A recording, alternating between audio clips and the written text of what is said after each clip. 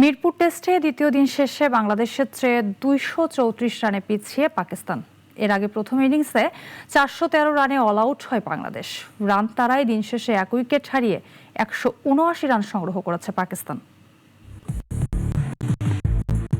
ব্যাটারদের নিয়ে আজ নিশ্চয়ই বাংলাদেশের অধিনায়ক নাজমুল শান্ত স্বস্তিতে আছেন, কেননা তার চাওয়া যে পূরণ হয়েছে। ম্যাচ শুরুর আগে প্রথম ইনিংসে বোর্ডে অন্তত ৪০০ রান দেখতে চেয়েছিলেন টাইগার ক্যাপ্টেন।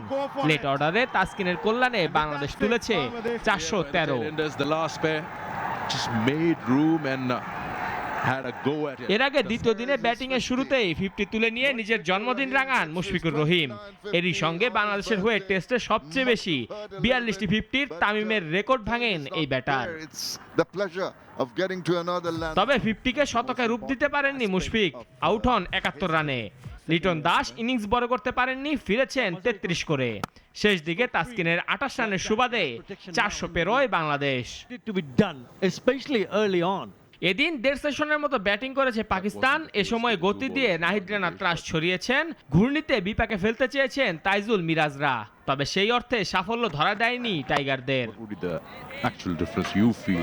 পাকিস্তানের উদ্বোধনী জুটিতে আসে ১০৬, ৪৫ করে মিরাজের বলে লেগ বিফোরের ফাঁদে পড়েন ইমাম। এরপর আর কোনো উইকেট খোয়ায়নি পাকিস্তান। দিন শেষে সেঞ্চুরির স্বপ্নে ৮৫ রানে অপরাজিত আছেন আজান আওয়াইস, আর অন্য প্রান্তে ৩৭ রানে অপরাজিত আব্দুল্লাহ ফজল।